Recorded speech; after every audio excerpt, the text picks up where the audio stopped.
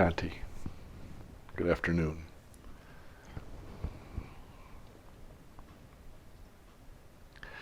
May the infinite Lord of life, of love, and of laughter bless you at this moment.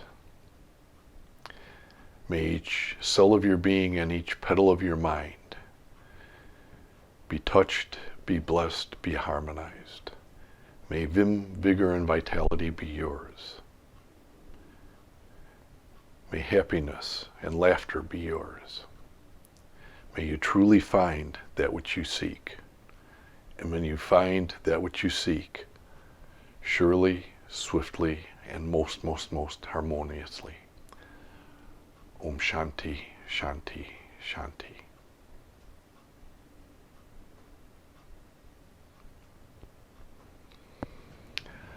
I'd like to welcome you to the meditation this afternoon. Today I'll be talking about the path that leads to happiness, and it leads to an understanding of life. As we walk the path, we learn. We learn from our parents, we learn from our teachers, and equally as important, we learn from life itself. Just by living life, the experience of living life is a learning endeavor, or it should be. And one of the, I think, greatest things that you can learn, that you can understand about living life and learning from life is that things don't just happen to you. Good things, happiness. Happiness doesn't just happen to you. Happiness is something that you can't just wait around for and expect that it will happen. You are into the holiday season, particularly around the Christmas season. There's an expectation that occurs with people, and they think that just because there's a holiday, just because it's a happy time of year, that happiness is, so to speak, going to spill over onto them, and then they're just automatically going to be happy. It doesn't work that way. If you want to be happy, you have to work at being happy. If you want to be successful in life, you have to work at being successful in life. It's not something that just happens to you. And the thing is, if you do work at it, you do become happier. If you do work at it, it does lead to greater happiness, greater peace, and greater success in your life.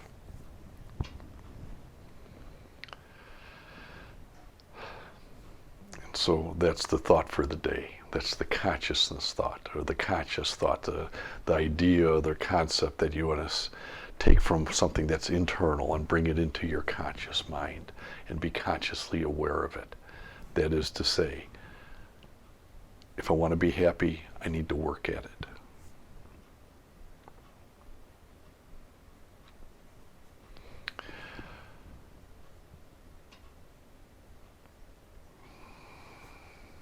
We live in a really an extraordinary and an unusual time.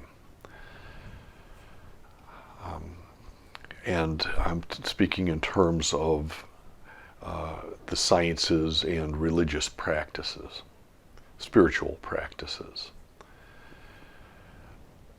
It's unusual because the pursuit of organized religion has declined.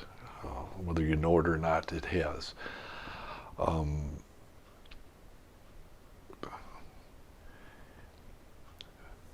But at the same time, although organized religion has declined, there has been a tremendous growth in interest in spiritual practices. And so there's almost a balancing that occurred. People are moving more from a religious to a more mystical approach towards learning about life and understanding life. When I was young, very young, you never heard about yoga, you never heard about meditation. But you did hear about God, and you heard about different types of religious practices, and that was very strong when I was young. Then yoga came in, Yogananda. We say he broke the beachhead, came to the United States, and I think not just the United States, but it became a worldwide movement. It's something that happened more than just in the United States. Although it happened here, it was a worldwide movement. And that being this movement towards yoga, towards spirituality, towards mysticism, and that. And it moved from what Kriyananda would say, if you looked in the dictionary, the closest you could get to yoga was yogurt. But it moved from that unawareness of yoga into a greater awareness of yoga, of meditation, and it's reached the point where, again, the religious attitude has diminished, but I would say almost been replaced by a more mystical approach and more mystical attitude towards life. And particularly over the past 20 years, it seems somewhere around the turn of the century, you get into the 2000s, the 2010s, and now we're into the 20s, that these practices have not just increased in our life, but they have aroused curiosity in the scientific community. I mentioned before that we live in unusual times.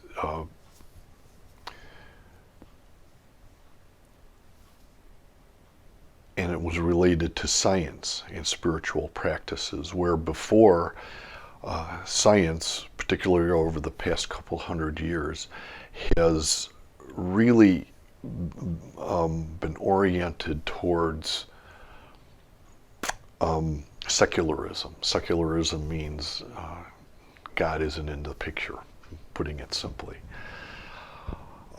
And there has been really an attempt through that time period almost to get rid of God, to say that God doesn't exist. And so we live in a more materialistic type of society, and the movement has been towards materialism and the industrial age. And as this happened, there was this movement where we could understand life, and in that understanding somehow we became rulers of life and rulers of the universe, and our own understanding and participation in life was a mechanical type of orientation, which is to say that we could understand it mathematically, we could understand gravity. And maybe instead of saying we, I should say the scientists in the scientific community, they understood gravity and they can make an equation and understand how it worked, or what it was that was happening through the mathematical equations. They could calculate the planets in their orbits. They could look at the body and tell you how the body worked, how the blood circulated in the body. They could look at a petal, at a flower, and talk about the flower and the mechanics of the flower. But in all these discussions and everything over the past few hundred years, there has been an attempt in the scientific community to diminish the role of some higher force. If you want to call it God, call it that. I would say life, the concept of life, of living, of there being a spirit or a soul or something that animates this life. In the scientific community, They were saying, no, you get rid of what animates life. It's like a machine. And maybe there was some superior being at one time that created all the universe and created it, but this being, whatever it was, kind of hit the start switch and then just walked away, and it's no longer participating in life. It's really the antithesis of mysticism. And that approach, that attitude was kind of there. And so it was an atheistic approach towards life that kind of took over within the scientific community, and of course it spills over into just society as a whole when that happened. Now what I'm saying for the meditation this afternoon is just the opposite of that. What we need to do is, in some way, shape, or form, understand that life isn't just a machine. It isn't just a mechanic. It isn't just, Kriyananda used to say, you have a flower, and the botanist would take the flower and pull the petals out and say, okay, here's the petal, and here's the stamen, and here's the pistil, and here's the stem. And take it apart and dissect it, and you look at it and you look inside it, there is no life there. I don't see any life. I don't see any consciousness there, I think is the key word. Where's the consciousness? And there was the approach was the consciousness was just a part of the mechanics of it, kind of like a computer program that was there that got everything rolling, but that was it. Consciousness wasn't something that like what we think of as consciousness in the yoga community. And what happened starting, again, I would say around the turn of the century, around 20 years ago, there was a movement even in the atheistic community of what they call a new atheists, where they started advocating spiritual practices. It sounds strange, but it's true. And there were atheists that were giving meditation courses. There were atheists. There was one particularly prominent atheist who actually wrote a book. It was called Religion for Atheists, what I think is kind of humorous. And if you look at it and if you read carefully, what you realize is they had to do a lot of twisting and turning to try and keep God out of the picture, and to say that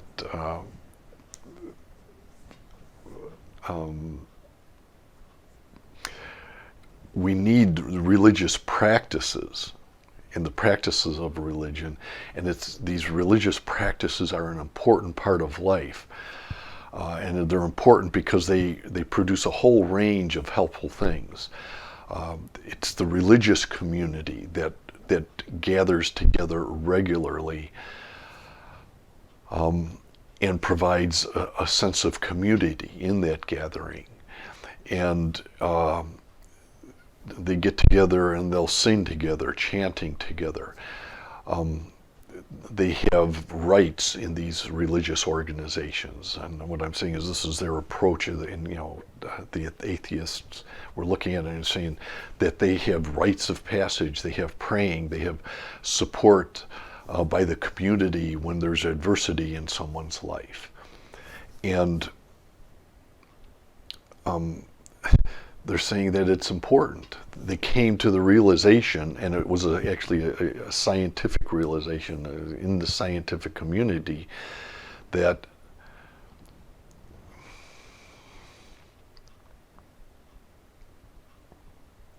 these things that religion provided are very important. They're important to bring happiness into your life. They're important to bring good health into your life. And they're important to help you live longer and healthier. The praying, the singing together, these rites of passage, and all of that. This thing that religion provided, they're saying was very important.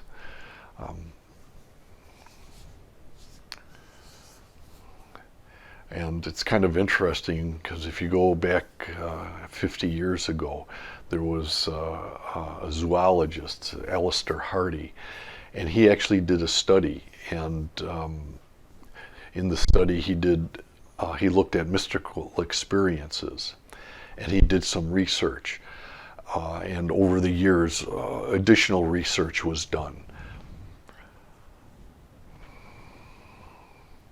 And what Mr. Hardy came to the conclusion was, in his research, in his talking with people, interviewing people,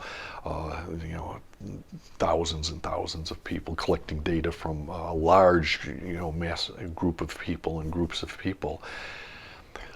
He said he came to realize that there's this assumption that exists within the community that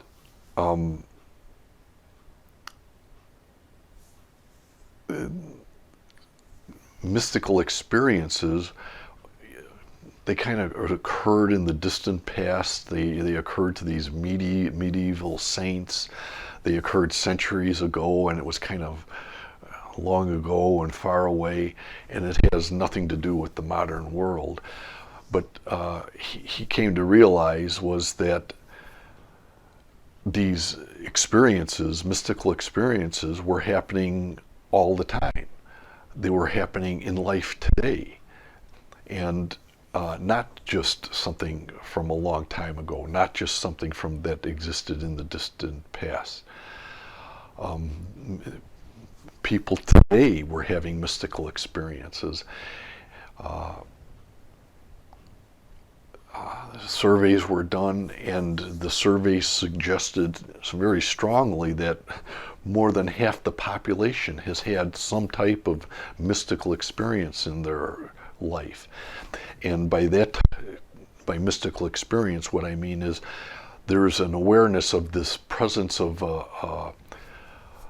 something greater than ourselves, a greater sense of love that exists, a greater sense of connection with the universe, with something that exists within the universe. Of course, mystically, we would call that God or something divine, but it had to do with nature and life, just life itself. I remember teaching classes, meditation classes, in public school, and it was to the community, and on a number of occasions, periodically, as I would teach the class, I would teach about meditation and a meditation technique, and somebody would come up to me the next week. I'd give the instruction, here's what you do with the meditation, and I don't want to say frequently, but periodically, somebody would come up to me after the class was over with and say, particularly in the beginning of the class, to say, I did the meditation, I did what you said, and they would say, when I was doing the meditation, all of a sudden I had this feeling of a connection with the universe. I felt as though I was a part of the universe and that the universe was a part of me. And I'd say, yeah, that's, whatever you're doing, keep doing it. You're doing it right. And that's what the meditation does. It produces this connection with the universe. And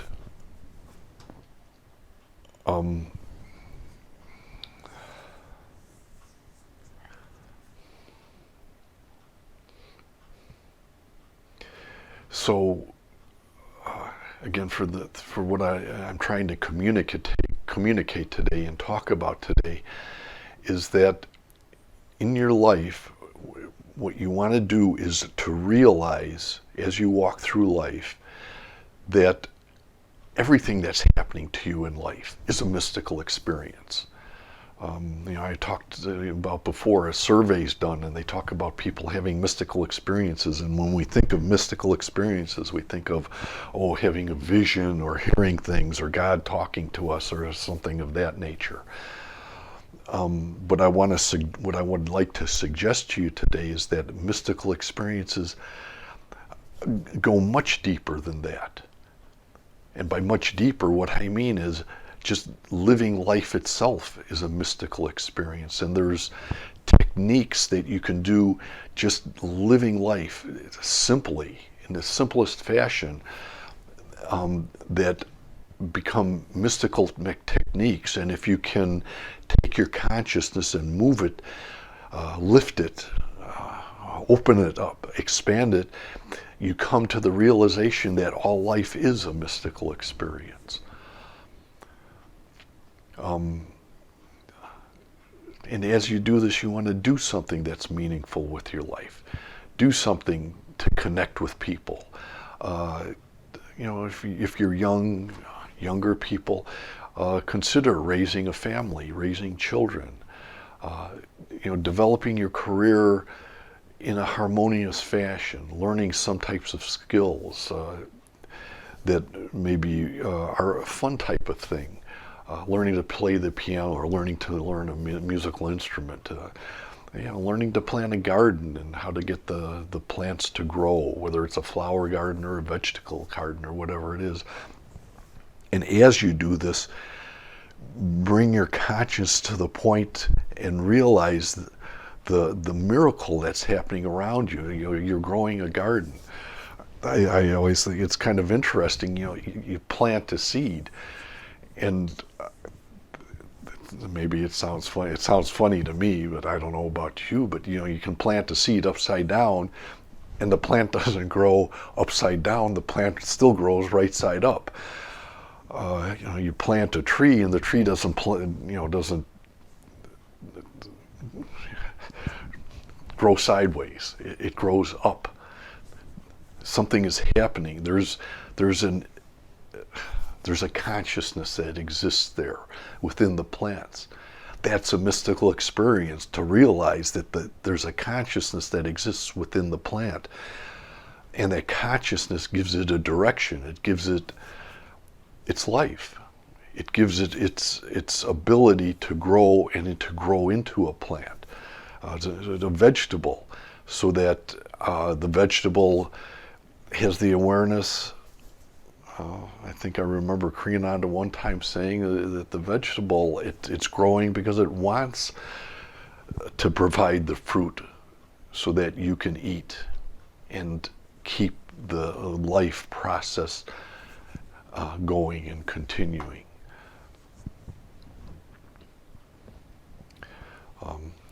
And there's other techniques.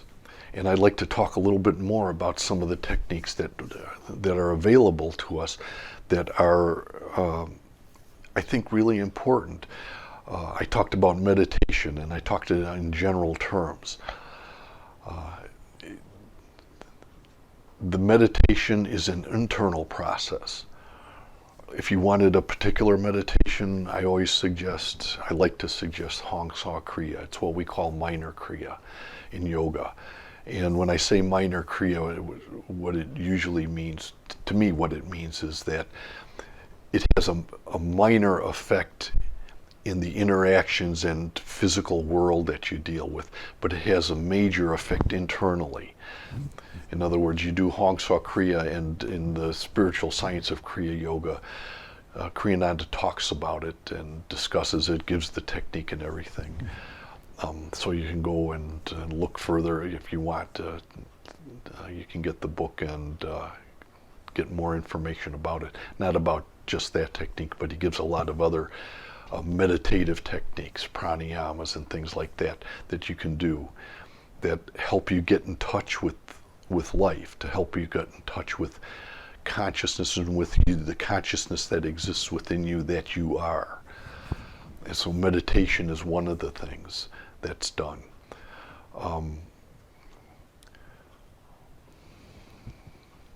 Another technique that's used, and I think this is an important technique, is the technique of gratitude. And in life, you should be grateful for everything that's happening to you. I talked about the plants. Be grateful to the plants that give you the food to eat. Be grateful to the plants that give you the shade so that you can enjoy the shade. Be grateful to your parents for giving you the life that you have. I understand some people have difficult parental relationships, and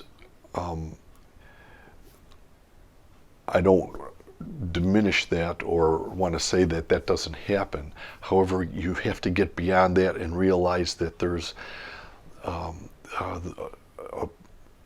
the parent represents something symbolical. There's something beyond the parent. A parent may have their faults, their problems, but the concept of parent is this concept of someone that's a provider for you, and be grateful for what they provide to you, if not actually physically on occurrence that's something that's happening within your life. It should be the awareness that the symbol of the parent is the symbol of a provider. And so be grateful for that, and be grateful for the teachers that you have.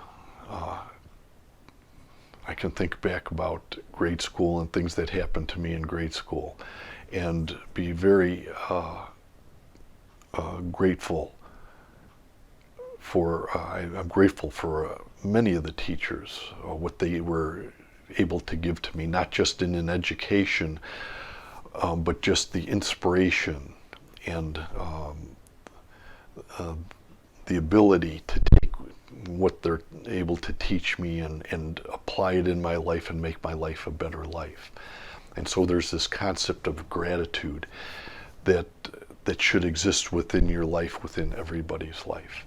That's a spiritual technique. Being grateful is a spiritual technique. Meditation is a spiritual technique.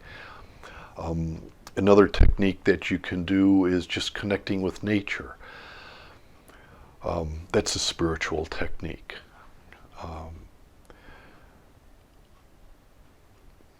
I've talked around it a little bit already. You have a vegetable garden, you have a flower garden. Look at it and look at the beauty that exists there. Look at the beauty of your creativity in creating the garden. But also look beyond that to the spiritual aspect and realize that there's a greater consciousness. There's a consciousness that exists there in life, in nature. You go outdoors and appreciate what happens if you go outdoors. I know this is something that women tend to be more attuned to, or at least from my awareness. Men tend to be business oriented, and so you need to have some objective, some goal in life that you're working towards to earn money so you can buy the food to put the money on the table and pay the mortgage so you have a roof over your head and things like that. And so men are geared towards that kind of attitude. But women usually say, okay, you need to stop for a minute, get off the roller coaster ride and let's just go for a walk. And my wife has been a teacher for me because she's taught me about this in particular. Let's go for a walk every day. Let's go for a walk. And when we walk, it's usually we walk for an hour. Try and walk at least an hour, hour and a half, 2 hours. And at first, for me, it's difficult. it's a little bit of a struggle because, again, there's this, you got to keep going. There's nothing productive in walking through the woods. Well, that's wrong. That's not correct. There is something productive that's happening as you walk through the woods. You're relaxing, you're connecting with nature, and just being in the outdoors and being there over a extended period. Like I'm saying, for an hour or more, to be walking slowly. At least I found in my life, as you do this, you let go of the tension that's building. The pressure decreases. The pressure goes away. And then as you walk, there's a forest preserve that we walk, that we frequent. And you notice the trees. There's a river that flows through it, and you notice the river and the way the river flows. There's birds that come in, ducks, and things like that, swimming floating in the river, walking on the path. The birds, the animals, and that. And as you walk, you start to notice that. And again, it's a very therapeutic. Just the walking itself is a therapy, and it's a healing therapy because you start to relax. You let go of all the pressures that are happening in your life. You let go of all the tension that's building in your life, and for a couple hours, you just get away from it. A couple hours a day. May seem like a lot, but it's very important.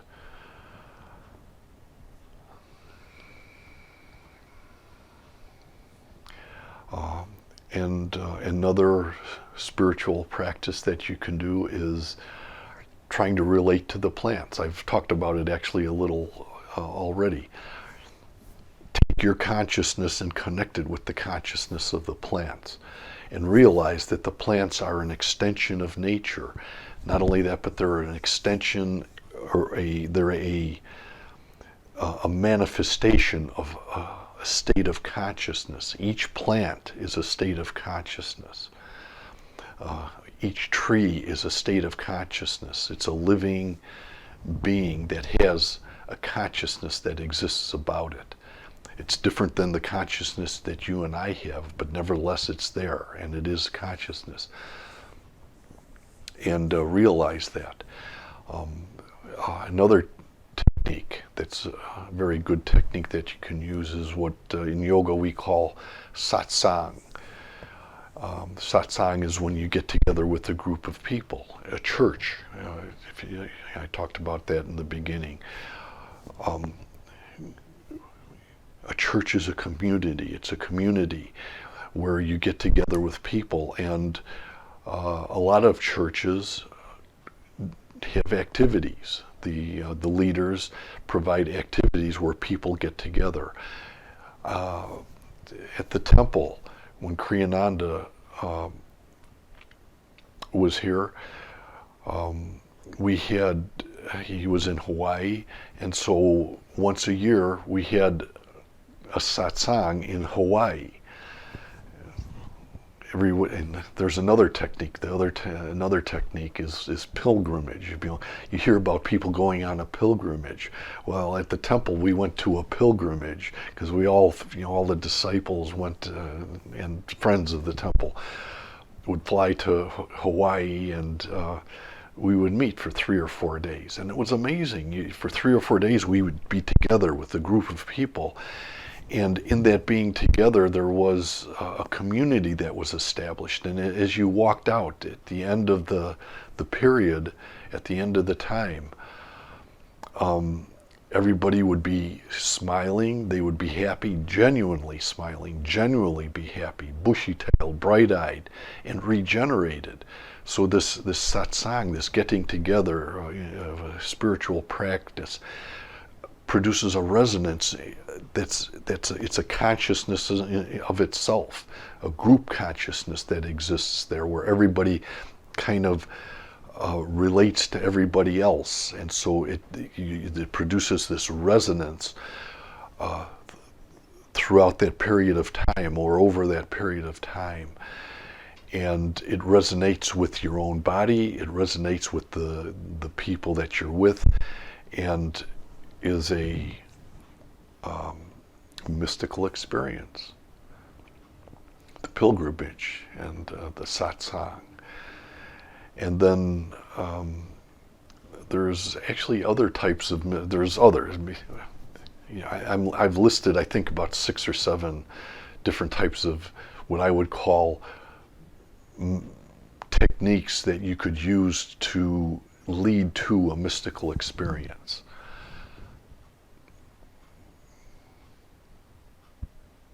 And these are techniques that you want to incorporate into your life, so that you do have this ability to experience something in your life that provides a peace, that provides happiness, it provides contentment, and all of that eventually leads to success in life. And success doesn't mean, or doesn't have to mean, being owner or president of a company. Success in life is just being happy in the moment. Forgetting about the past for a moment and just be in the moment. Forgetting about the future for a moment or for a period of time and just be in the moment. And that's what mysticism is about. That's what mysticism leads to, is teaching your mind to be in the moment, to get in the moment.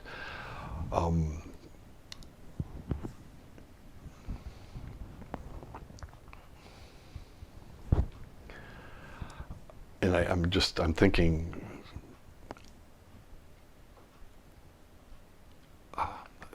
a couple other thoughts that just came into my mind. One has to do with sports. Actually, sports produces altered states of consciousness. Being involved in sports is something that is a mystical experience, or can be a mystical experience. And there's, a couple of ways you can look at sports. One is, like, for example, skiing. So somebody that takes up skiing. You have to get past the ego part of it. You get past the part where you say, oh, I got to be a better skier. I got to be better than everybody else. I got to be faster, or whatever the case might be. That's not what I'm talking about. You got to get past that. But what I'm talking about is the skier who's going down the mountain, down the slope. What happens is their whole life external to them, so to speak, disappears for a moment. In that period of time, for that moment that they're skiing down the slope, 30, 40, 50 miles an hour, whatever it might be. If they start thinking about, lunch, or what they want for lunch, or whatever they go off the mountain and they're dead off the side of the mountain, run into a tree. They can't. Their focus has to be in the moment, and that's what sports should be about, to be a meditative endeavor, a meditative exercise, getting you into the moment. And even if you're an observer, you go to a football game, you realize that the players, of course, are focused on the game. They're not thinking about anything else except the game. Well, even the people in that are observing it, the fans that are in the stadium,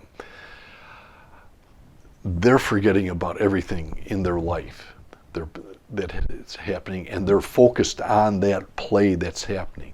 They're in the moment. That's a spiritual, mystical experience that's happening. Something else that came to my mind, if you have a pet, a cat or a dog, you have a dog and the dog goes over, has a branch and brings a branch and puts it at your feet and looks up at you. The dog is living in the moment, and the dog is saying, why don't you join me and just live in the moment? Just pick up the stick, throw the stick, and you pick it up, throw it, and the dog will get it and brings it back, puts it at your feet and wants you to just throw it again. The dog is pulling you into the moment. Forget about everything else. Just let's play. Let's have fun. Or a cat sitting on your lap and purring. It's a mystical experience. With the cat, you stroking the cat's sitting there, the cat's purring, and it's pulling you in. Again, the cat is saying, forget about everything else. Just get into the moment, live for the moment that exists. And those are some of a list, I think now, 7, 8, 9, 10 things that you have available to you that if you look at it properly, you can realize that all of these things are simple, they're very basic, they don't take any special talents. You don't need a special talent to throw a stick for your dog to go back and fetch it. It doesn't take a special talent to pet the cat. Anybody can do it at any age and any level of intelligence. It's a simple, easy thing to do. But as simple as it is, it's a tremendously important and mystical technique, or these are very important mystical techniques that I've talked to you about this afternoon. And with those thoughts, hopefully I've given you something to think about, to meditate on during the week. And I would just like to close again with a short prayer. May the infinite Lord of life, of love, and of laughter bless you at this moment. May each cell of your being and each petal of your mind be touched, be healed, be harmonized. May vim, vigor, and vitality be yours. May laughter and happiness and love be yours. May you truly find that which you seek, and may you find that which you seek surely, swiftly, and most harmoniously. Om Shanti, Shanti, Shanti. Om Shanti. And again, have a very pleasant, happy, and mystical holiday season. Shanti. Easter.